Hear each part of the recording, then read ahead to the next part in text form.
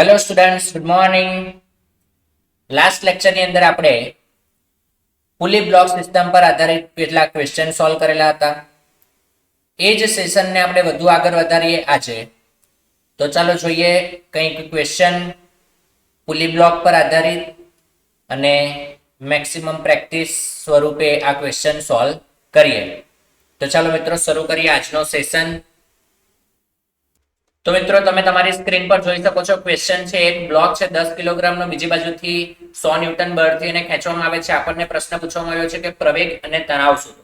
તો મિત્રો અગાઉ ચર્ચા કરી એ મુજબ જ્યારે પણ બ્લોક ન લગાડીને આ રીતે બળ લગાડીને ખેંચવામાં આવે તો જેટલું બળ લગાડવામાં આવતું હોય એટલું જ તણાવ દોરીની અંદર ઉત્પન્ન થાય. એટલે કે તણાવ આ રીતે પુલી પાસે, આ રીતે બ્લોક પાસે કંઈક આ રીતે અહીંયા ટી જેટલું તણાવ આવશે. અને 10 કિલોગ્રામના બ્લોક વડે નીચે તરફ લાગતું વજન બળ એ 100 ન્યૂટન હશે. તો 100 ન્યૂટન વજન બળ છે અને ઉપર તરફ તણાવ છે એ પણ 100 ન્યૂટન જ છે. તો મિત્રો આના પરથી આપણે એમ કહી શકીએ કે ટી બરાબર 100 ન્યૂટન જ છે અને વજન પણ 100 ન્યૂટન છે. તો તણાવ તો 100 ન્યૂટન મળી ગયું, પરંતુ પ્રવેગ એ 0 આવી જશે, 0 મીટર પર સેકન્ડ સ્ક્વેર. બોલો, એકદમ સિમ્પલ ક્વેશ્ચન છે. Only one line solution. ઘણાને એમ થતું હશે કે સર આ પ્રવેગ 0 કેવી રીતે આવી ગયો? તો જુઓ, 100 ન્યૂટન વજન બળ છે, વજન બળ માઇનસ તણાવ બળ બરાબર 10 કિલોગ્રામનો બ્લોક એ જેટલા પ્રવેગથી ગતિ કરે છે. પરંતુ મિત્રો વિચારો કે તણાવ પણ કેટલું છે? 100 જ છે. તો 100 માઇનસ 100 બરાબર 10a, એટલે કે 10a બરાબર 0. તો આનો અર્થ એવો થઈ ગયો કે પ્રવેગનું મૂલ્ય 0 હશે. બોલો, ક્લિયર છે? તો આ રીતે કઈક ક્વેશ્ચન સોલ્વ કરી શકાય. લગભગ દરેકને સમજાઈ ગયું હશે. ચલો જોઈએ નેક્સ્ટ ક્વેશ્ચન. તો મિત્રો વધુ એક પ્રેક્ટિસ સ્વરૂપનો ક્વેશ્ચન તમારી સ્ક્રીન પર આવી ગયો છે. આ બધા વન લાઇનર ક્વેશ્ચન છે, ખૂબ જ ઇઝીલી સોલ્વ કરી શકાય એવા. તો એક બાજુ √3 kg નો બ્લોક છે, બીજી બાજુ 1 kg નો બ્લોક છે, 30 ડિગ્રી અને 60 ડિગ્રીના એંગલ છે અને આપણને સેમ ક્વેશ્ચન પૂછેલો છે, તણાવ અને પ્રવેગ શોધો. તો ચાલો સૌથી પહેલા આપણે આના બળના મૂલ્ય લખી નાખીએ. તો આ જે 1 કિલોગ્રામનો બ્લોક છે ધારની સપાટીને સમાંતર, કે જેનો સાઇન ઘટક આવશે 1 kg એટલે 10 અને 10 સાથે સાઇન 60, એટલે કે આ ઘટક થઈ જશે 10 ગુણ્યા √3/2, એટલે કે 5√3 ન્યૂટન. લગભગ દરેક વિદ્યાર્થી મિત્રોને સમજાતું હશે. એવી જ રીતે આ બાજુ જો આપણે ચર્ચા કરીએ તો આ બાજુ થઈ જશે √3 ઇન્ટુ g એટલે કે 10 અને બાજુમાં આવી જશે sin 30. બોલો મિત્રો, sin 30 એટલે 1/2. તો અહીંયાથી થઈ જશે √3 ઇન્ટુ 10 ઇન્ટુ sin 30 એટલે કે 1/2. તો મિત્રો આ બાજુ પણ થઈ જશે 5√3 ન્યૂટન. બોલો મિત્રો, બંને બાજુ સમાન બળ લાગતું હોય તો દોરીની અંદર ઉદ્ભવતું તણાવ પણ એટલું જ થઈ જશે, કારણ કે પ્રવેગ 0 હશે. પરિણામી બળ અહીંયા 0 થઈ જાય છે. તો અહીંયાથી આપણને પ્રવેગ મળી જશે 0. તો તણાવ બરાબર જ આ બળ થઈ જાય. એટલે કે અહીંયા પણ આપણે વન લાઈન આન્સર લખી શકીશું કે ટી નું મૂલ્ય થઈ જશે 5√3 ન્યૂટન, જ્યારે પ્રવેગ એ બરાબર હશે 0 મીટર પર સેકન્ડ સ્ક્વેર. લગભગ દરેકને સમજાય. તો આ રીતે કઈક ક્વેશ્ચન સોલ્વ થશે. તમે ઇક્વેશન બનાવીને પણ સોલ્વ કરી શકો છો. આન્સર આટલો જ આવશે. હવે આ પ્રકારના ક્વેશ્ચનમાં કોઈને ક્વેરી ન આવવી જોઈએ, બરાબર? તો આ રીતે કઈ ક્વેશ્ચન સોલ્વ કરી શકાય. ચલો જોઈએ નેક્સ્ટ ક્વેશ્ચન. તો મિત્રો ફરીથી એક ઈઝી કહી શકાય એવો ક્વેશ્ચન, જેમાં આપણને એવું કહી દીધું છે કે F બરાબર m1g/2 હોય તો m2 બ્લોકનો પ્રવેગ શોધવાનો છે, બરાબર છે? તો ચાલો આપણે શરૂ કરીએ. તો સૌથી પહેલા આપણે શું કરીશું તો કે જેટલા બળ લાગે છે એ દર્શાવી દઈએ. તો m1 માટે સૌથી પહેલા તો નીચે તરફ એનું પોતાનું વજન બળ m1g લાગતું હશે, જેના કારણે ઉપર તણાવ આવે. આ જ તણાવ અહીંયા નીચે તરફ હોય, આ બાજુ ડાબી તરફ હોય અને બ્લોક પાસે જમણી તરફ હોય. તો અહીંયા થઈ ગયું તણાવ T. બોલો, આ m1 બ્લોક નીચે તરફ આવશે એ જેટલા પ્રવેગથી, જ્યારે m2 બ્લોક જમણી તરફ આવશે એ જેટલા પ્રવેગથી. બોલો, બંને માટે આપણે ઇક્વેશન લખી શકીએ. તો ઇક્વેશન લખી દઈએ. તો લખી શકાય કે હવે ઘણાને એમ થતું હશે કે સર અહીંયા તો બળ જમણી ડાબી તરફ લગાડ્યું છે, તો પછી આ બધું નીચે તરફ કેમ આવશે? પણ મિત્રો તમે જુઓ કે જે f છે એ m1g/2 છે, જ્યારે નીચે તરફ વજન જે લાગે છે એ m1g છે, જેના કારણે પરિણામી તો નીચે તરફ જ મળશે. તો આપણે અહીંયાથી લખી શકીએ કે m1g માઇનસ તણાવ કેપિટલ T બરાબર m1 દળનો બ્લોક એ જેટલા પ્રવેગથી ગતિ કરશે, જ્યારે બીજાની અંદર વાત કરીએ તો T માઇનસ f બરાબર લખી શકાય m2a. બરાબર છે. તો ચાલો મિત્રો હવે f ની કિંમત મૂકીને બંને ઇક્વેશનને સોલ્વ કરી દઈએ. તો m1g minus capital T is equal to m1a અને T માઇનસ m1g/2 બરાબર m2a. તો અહીંયાથી આ બેને સોલ્વ કરીએ એટલે તમે જોઈ શકો છો કે T અને T ઉડી જશે. તો m1g માઇનસ m1g/2 એટલે કે m1g/2 is equal to m1 plus m2 into a લખી શકાય. તો અહીંયાથી આપણે પ્રવેગ શોધી લઈએ તો મિત્રો થઈ જશે a બરાબર m1g/2 બ્રેકેટમાં m1 પ્લસ m2. અને તમે જોઈ શકો છો કે બંને બ્લોકના પ્રવેગ સમાન મૂલ્યના જ હશે આકૃતિમાં દર્શાવ્યા પ્રમાણે. તો એના કારણે આપણે એમ કહી શકીએ કે આ જે પ્રવેગ છે એ જ કોનો થઈ ગયો? m2 નો પ્રવેગ. બરાબર છે.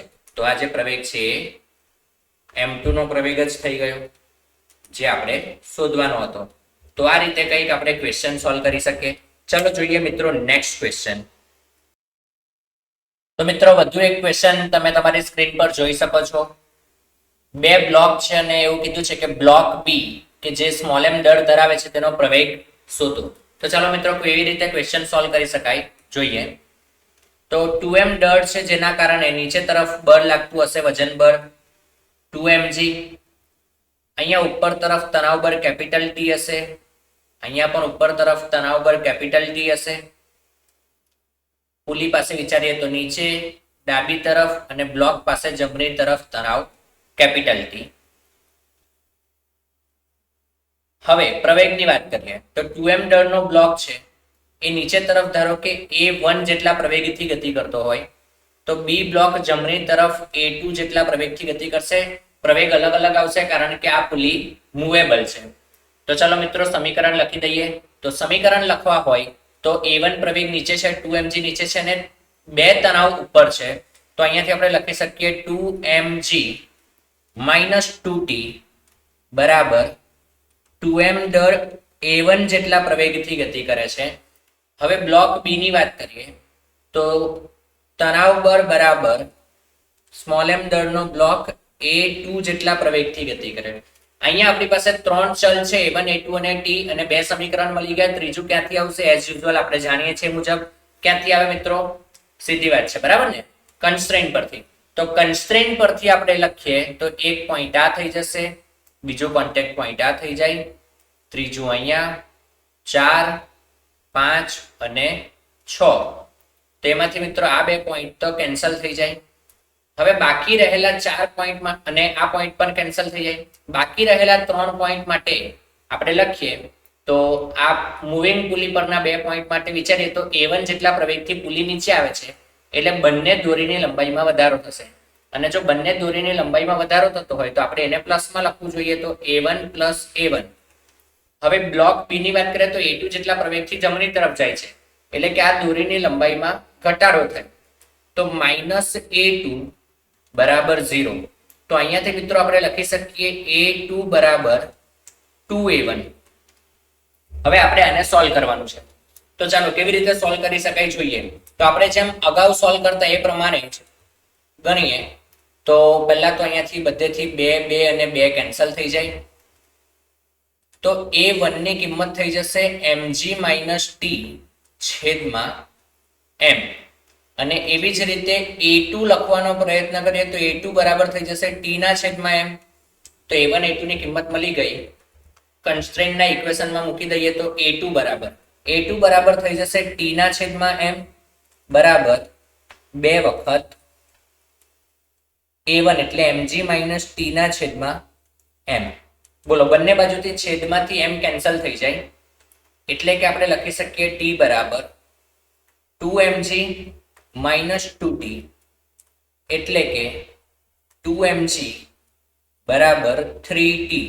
તો અહીંયાથી મિત્રો આપણને તણાવ બળ મળી જાય. તો capital T is equal to 2/3 mg. બોલો તણાવ મળી ગયું. હવે મારે શોધવાનો છે બી બ્લોકનો પ્રવેગ. તો બી બ્લોકના પ્રવેગ માટે ટી બરાબર ma2 લખી શકાય. તો ચાલો કિંમત મૂકી દઈએ. ટી બરાબર ma2 એટલે કે ટી ની કિંમત છે 2/3 mg બરાબર ma2. તો મિત્રો અહીંયાથી આપણને a2 બરાબર મળી જશે 2/3 g. તો બી બ્લોકનો પ્રવેગ મિત્રો આપણે અહીંયા ગણી લીધો છે. તો આ રીતે કઈ ક્વેશ્ચન સોલ્વ કરી શકાય, લગભગ દરેક વિદ્યાર્થી મિત્રો સમજી શકે છે. ચાલો જોઈએ નેક્સ્ટ ક્વેશ્ચન. તો વધુ એક ક્વેશ્ચન આપણે સ્ક્રીન પર જોઈ શકીએ છીએ. બ્લોક બી નો પ્રવેગ શોધો. ચલો આને કેવી રીતે સોલ્વ કરી શકાય જોઈએ. તો સૌથી પહેલા આપણે જાણીએ છીએ દરેક વસ્તુ અહીંયા લગાડી દઈએ. તો 3m દળના બ્લોક માટે નીચે તરફ વજન હશે 3mg. અહીંયાથી ઉપર તરફ તણાવ કેપિટલ ટી, એ જ તણાવ અહીંયા આવશે. અહીંયાથી નીચેથી પાછું અહીંયા ઉપર એટલે કે ટી. અહીંયા પણ ટી હશે, આ પણ ટી હશે.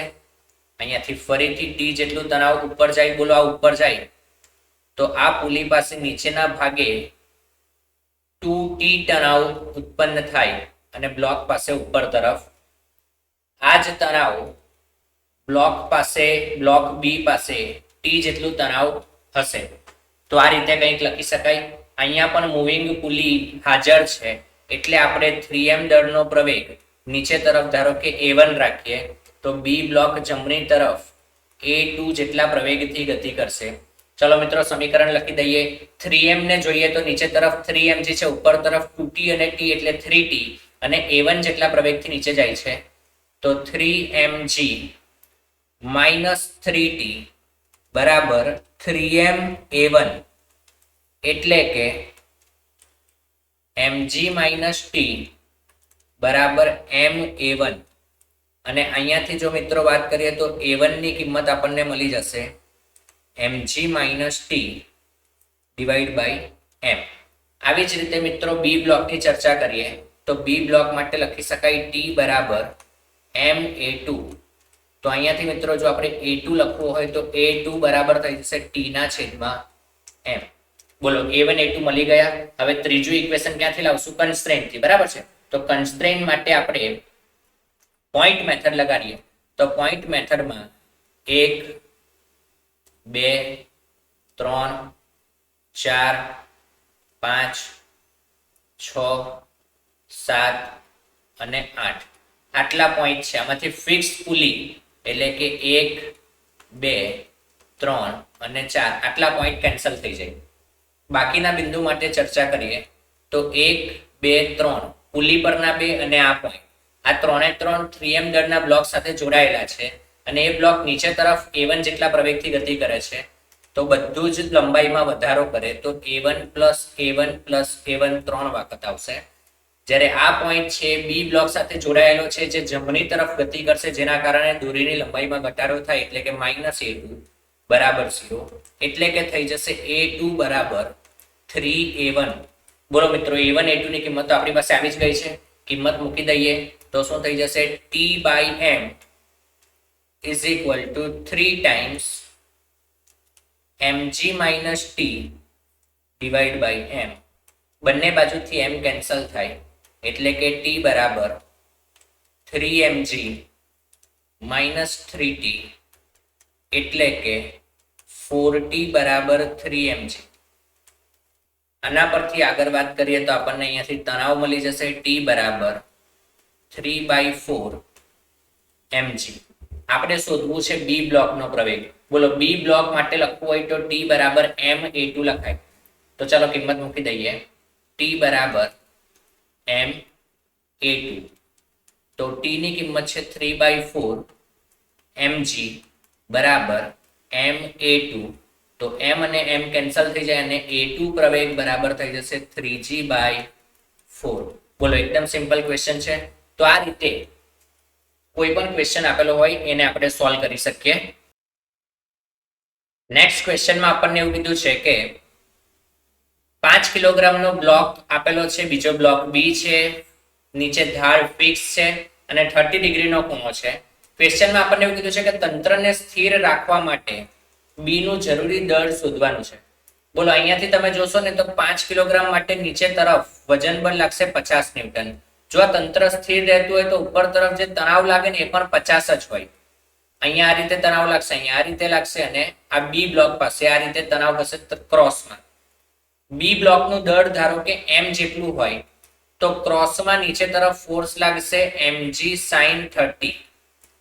જો બી બ્લોક પણ ગતિ ન કરતો હોય તો t બરાબર mg sin 30 થઈ જાય. એટલે કે જો તંત્ર સ્થિર હોય તો જો તંત્ર સ્થિર હોય તો 50 બરાબર t કહેવાય અને એવી જ રીતે t બરાબર mg sin 30 થઈ જાય. આનો અર્થ સીધે સીધો એવો થઈ ગયો કે 50 બરાબર mg sin 30. કિંમત મૂકી દઈએ તો 50 બરાબર m તો ખબર જ નથી, g 10 કહેવાય, sin 30 એટલે 1/2. 0 અને 0 કેન્સલ થાય એટલે મિત્રો લખી શકાય m બરાબર 5 ગુણ્યા 2 એટલે કે m બરાબર 10 kg થઈ જશે અને આપણો ક્વેશ્ચન સોલ્વ થઈ ગયો. ખૂબ જ સિમ્પલ ક્વેશ્ચન છે, તમે જોઈ શકો છો. આ બધા બેઝિક કન્સેપ્ચ્યુઅલ એક્ઝામ્પલ કહી શકાય. તો આ પ્રકારના ક્વેશ્ચન પણ ઘણા બધા પૂછવામાં આવતા હોય છે. લગભગ દરેક વિદ્યાર્થી મિત્રોને ક્લિયર કટ સમજાઈ ગયું હશે કે આ પ્રકારના ક્વેશ્ચન કેવી રીતે સોલ્વ કરવાના હોય.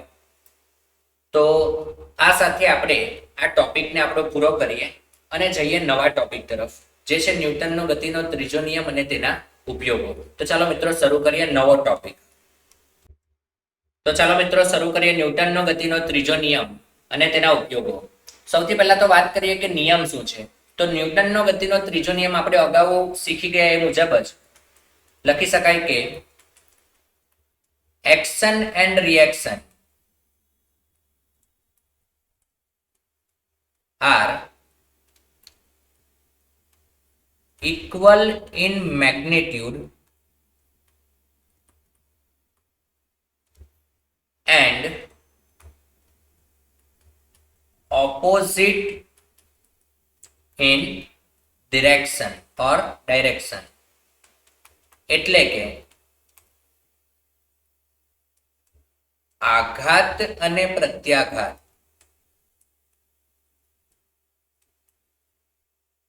સમાન મૂલ્યના અને પરસ્પર વિરુદ્ધ દિશામાં હોય છે.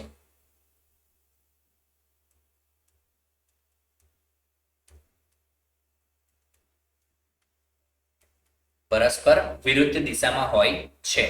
ક્લિયર છે? તો આ નિયમ છે. હવે મિત્રો ખાસ અહીંયા દરેક વિદ્યાર્થી મિત્રોને જે કઈ કન્ફ્યુઝન થતું હોય ને એ બધું અહીંયા જ થતું હોય. કારણ તો કે આપણે શું વિચારતા હોઈએ તો કે સરે એવું કીધું છે કે આ પ્રકારે કોઈ એક સપાટી છે, સપાટીની ઉપર એક બ્લોક મૂકી દીધો છે, બરાબર છે. આવી કંઈક ચર્ચા આપણી ચાલતી જ હોય કે સપાટીની ઉપર આ રીતે કંઈક બ્લોક મૂકેલો છે અને આ બ્લોકનું વજન નીચે તરફ લાગતું હોય, બરાબર છે. તો આપણે શું કહીએ તો કે આ સ્મોલ m દળના બ્લોક પર નીચે તરફ વજન બળ લાગતું હશે mg, બરાબર. તો કે ઓકે.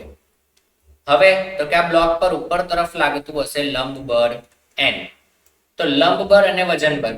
હવે મોટા ભાગના વિદ્યાર્થીઓને અહીંયા એકદમ ખોટો કન્સેપ્ટ, મિસકન્સેપ્ટ જેને કહી શકાય એ હોય. એ લોકો શું વિચારતા હોય કે સર આ બંને લાગે છે, આનો અર્થ એવો થઈ ગયો કે નોર્મલ ફોર્સ અને mg આ બંને એક્શન રિએક્શન પેર થઈ ગયા, કારણ કે n બરાબર mg આવે અને બંનેનું મૂલ્ય કેવું છે, સમાન છે અને દિશા કેવી છે, વિરુદ્ધ છે. પણ આ એકદમ ખોટું છે. લંબ બળ અને વજન બળ એક્શન રિએક્શન પેર નથી.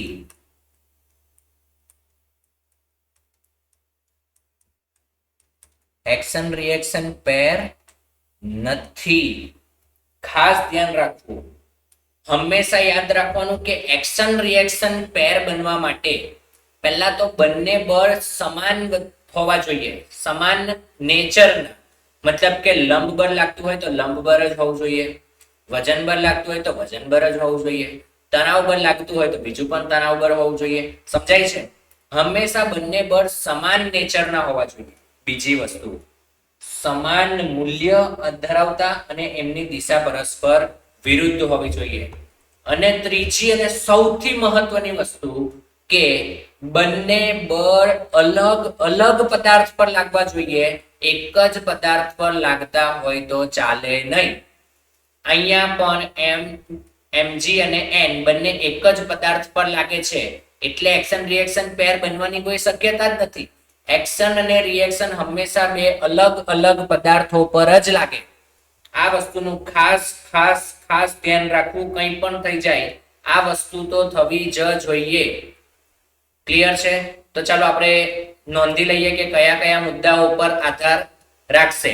તો ચાલો, તો મિત્રો તમે જોઈ શકો છો કે બળને એક્શન અને રિએક્શન પેર થવા માટે, એક્શન અને રિએક્શન પેર થવા માટે નીચેની શરતોનું પાલન થવું જરૂરી છે.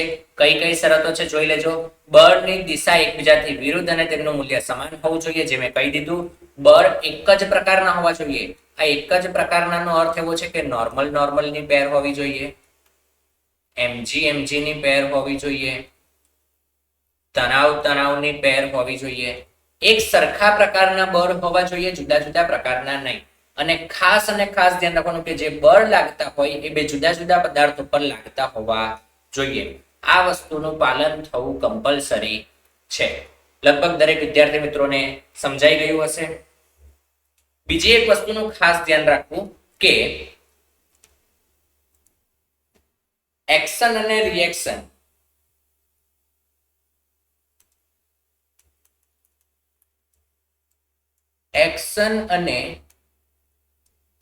રિએક્શન થવા માટે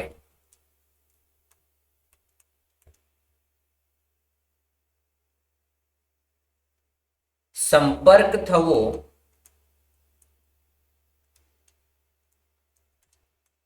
જરૂરી નથી. સંપર્ક જરૂરી નથી. વગર સંપર્કે પણ એક્શન અને રિએક્શન ફોર્સ લાગી શકે. ખાસ ધ્યાન રાખવું. બીજો મહત્વનો મુદ્દો કે ત્રીજો નિયમ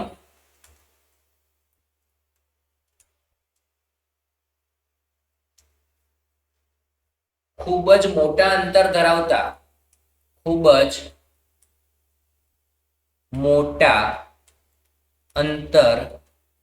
ધરાવતા પદાર્થો માટે લાગુ ન પાડી શકાય.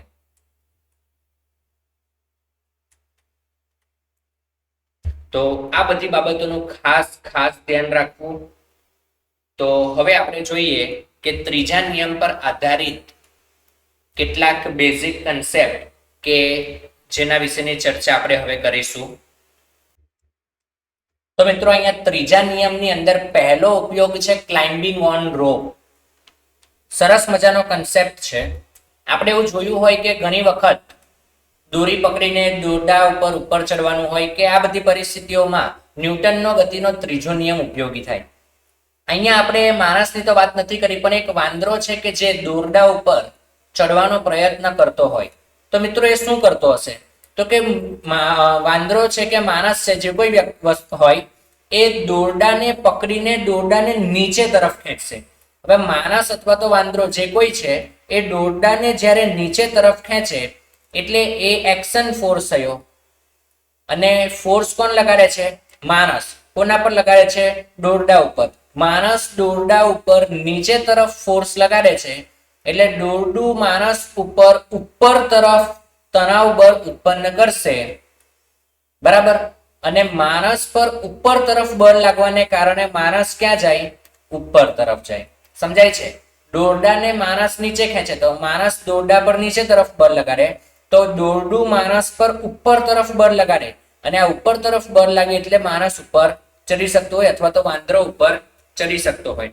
તો આકૃતિમાં આપણને જે દર્શાવ્યું છે એની અંદર વાંદરાની કોઈ પણ પ્રકારની ગતિ થતી નથી. અહીંયા આ વાંદરો સ્થિર છે, રેસ્ટ પોઝિશનમાં છે. જો રેસ્ટ પોઝિશનમાં હોય તો શું થશે? તો કે આ વાંદરો છે દોરડાને, આ વાંદરાનું પોતાનું વજન નીચે તરફ લાગતું હશે, એમ દળનો છે એટલે mg, અને અહીંયા ઉપર તરફ તણાવ લાગતું હશે કેપિટલ T. બરાબર, બોલો બંને સરખા હોય તો જ આ વાંદરો ઉપર કે નીચે ગતિ ન કરે. તો આના પરથી આપણે એમ કહી શકીએ કે જો વાંદરો સ્થિર હોય તો T બરાબર mg. હવે ઘણી વખત છે ને ઘણા બધા વિદ્યાર્થી મિત્રોને આની અંદર પણ મિસકન્સેપ્ટ થઈ જતો હોય. એ શું કરે તો કે સ્થિર એટલે સ્થિર જ સમજે, સ્થિર એટલે સ્થિર જ સમજશે. એ એવું નહીં વિચારે કે ભાઈ પ્રવેગ નહીં હોય તો પદાર્થ સ્થિર પણ હોઈ શકે અથવા તો અચર વેગી ગતિ પણ કરી શકે. એટલે કે જો વાંદરો અચર ઝડપથી ઉપર કે નીચે ગતિ કરે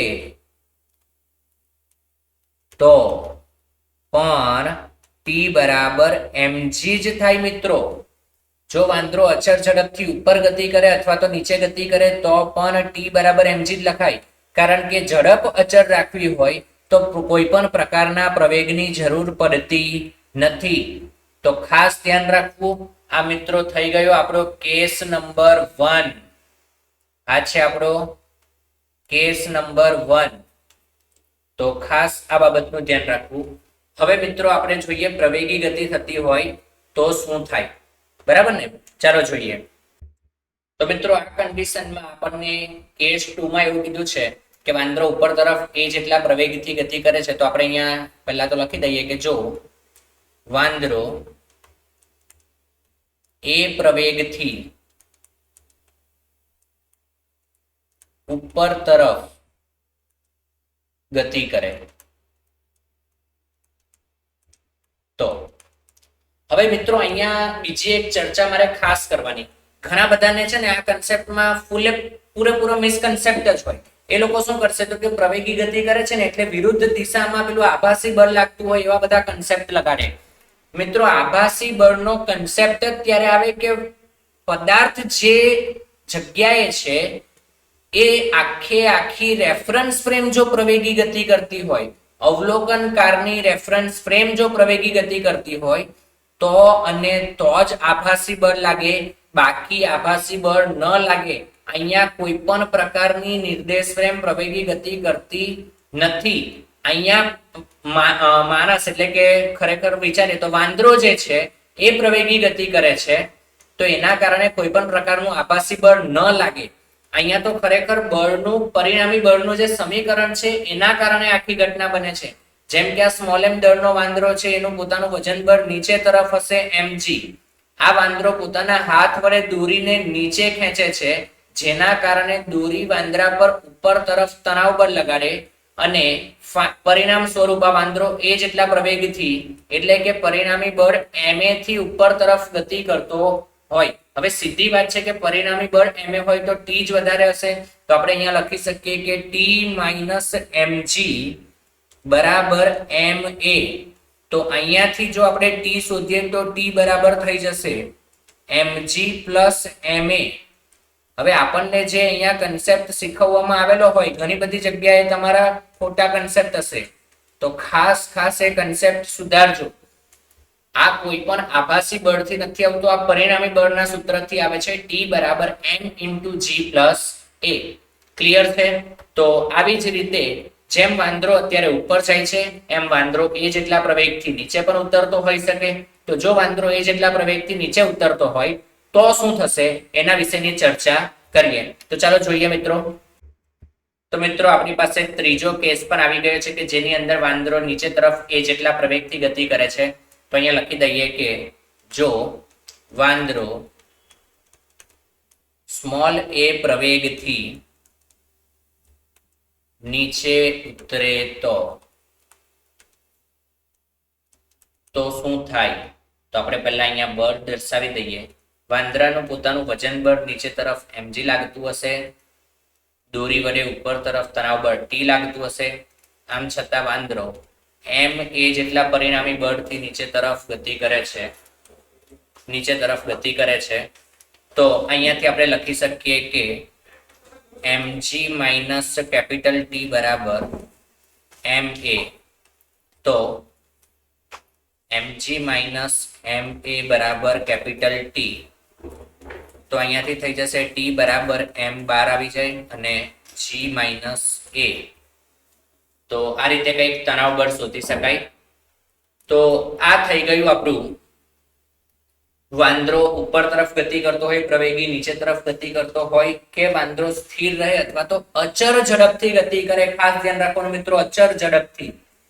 તો આ થઈ ગઈ બધી જ વાંદરાની વાત. તો આ આપણો એક ન્યૂટનના ગતિના ત્રીજા નિયમ પર આધારિત એક ઉપયોગ છે. તો ખૂબ જ સરસ ઉપયોગ છે મિત્રો. તો આ બાબતનું ધ્યાન રાખવું. અત્યારે આપણે જે કંઈ કન્સેપ્ટ જોયા એ આગળ જતા દાખલામાં આનો ઉપયોગ આવશે. તો આજનો સેશન મિત્રો આપણે અહીંયા જ અટકાવીએ અને મળીશું આવતા સેશનમાં અને આ જ વસ્તુને આગળ વધારીશું. તો આજે અહીંયા અટકીએ. Thank you.